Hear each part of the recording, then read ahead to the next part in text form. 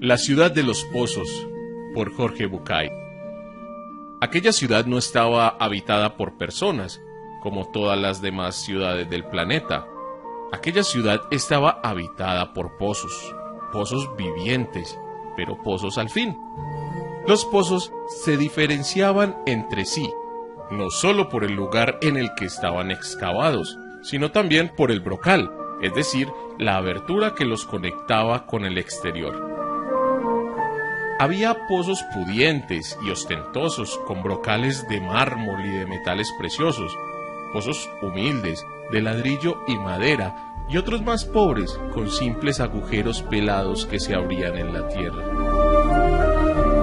La comunicación entre los habitantes de la ciudad era de brocal a brocal y las noticias corrían rápidamente de punta a punta del poblado. Un día llegó a la ciudad una moda que seguramente había nacido en algún pueblecito humano. La nueva idea señalaba que todo ser viviente que se preciara debería cuidar mucho más lo interior que lo exterior. Lo importante no era lo superficial, sino el contenido.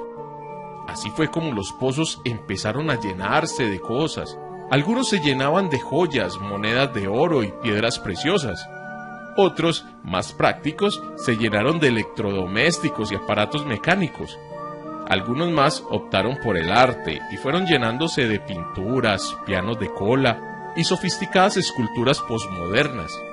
Finalmente, los intelectuales se llenaron de libros, de manifiestos ideológicos y de revistas especializadas. Pasó el tiempo. La mayoría de los pozos se llenaron hasta tal punto que ya no podían incorporar nada más. Los pozos no eran todos iguales, así que, si bien algunos se conformaron, otros pensaron que debían hacer algo para seguir metiendo cosas en su interior. Uno de ellos fue el primero. En lugar de apretar el contenido, se le ocurrió aumentar su capacidad ensanchándose.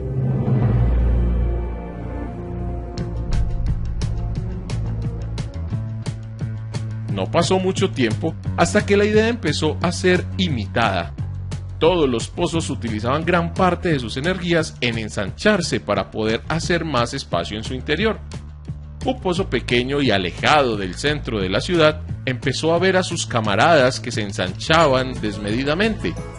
Él pensó que si seguían ensanchándose de aquella manera, pronto se confundirían los bordes de los distintos pozos y cada uno perdería su identidad. Quizá a partir de esa idea se le ocurrió que otra manera de aumentar su capacidad era crecer, pero no a lo ancho, sino hacia lo más profundo, hacerse más hondo en lugar de más ancho.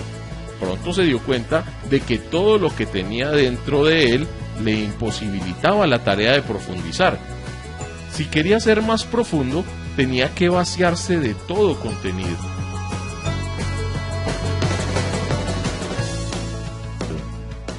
Al principio tuvo miedo al vacío, pero luego, cuando vio que no había otra posibilidad, lo hizo. Vacío de posesiones, el pozo empezó a volverse profundo, mientras los demás se apoderaban de las cosas de las que él se había deshecho. Un día algo sorprendió al pozo que crecía hacia adentro. Dentro, muy dentro y muy en el fondo, encontró agua. Nunca antes otro pozo había encontrado agua.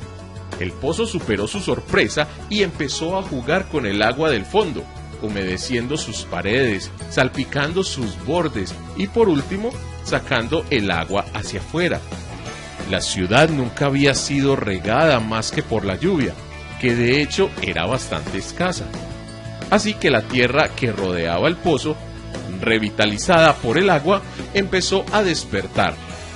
Las semillas de sus entrañas brotaron en forma de hierba, de tréboles, de flores y de tronquitos endebles que se convirtieron en árboles después.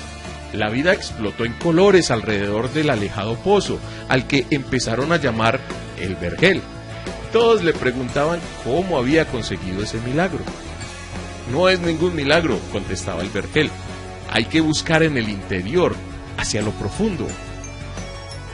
Muchos quisieron seguir el ejemplo del vergel, pero desestimaron la idea cuando se dieron cuenta de que para ser más profundos tenían que vaciarse.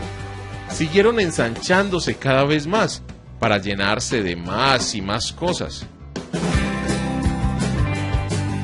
En la otra punta de la ciudad, otro pozo decidió correr también el riesgo de vaciarse y también empezó a profundizar y también llegó al agua. Y también salpicó hacia afuera creando un segundo oasis verde en el pueblo. ¿Qué harás cuando se termine el agua?, le preguntaban. No sé lo que pasará, contestaba, pero por ahora, cuando más agua saco, más agua hay. Pasaron unos meses antes del gran descubrimiento. Un día, casi por casualidad, los dos pozos se dieron cuenta de que el agua que había encontrado en el fondo de sí mismo era la misma, que el mismo río subterráneo que pasaba por uno inundaba la profundidad del otro. Se dieron cuenta de que se abría para ellos una nueva vida. No solo podía comunicarse de brocal a brocal, superficialmente, como todos los demás, sino que la búsqueda les había deparado un nuevo y secreto punto de contacto. Habían descubierto la comunicación profunda, que solo consiguen aquellos que tienen el coraje de vaciarse de contenidos y buscar en lo profundo de su ser lo que tienen para dar.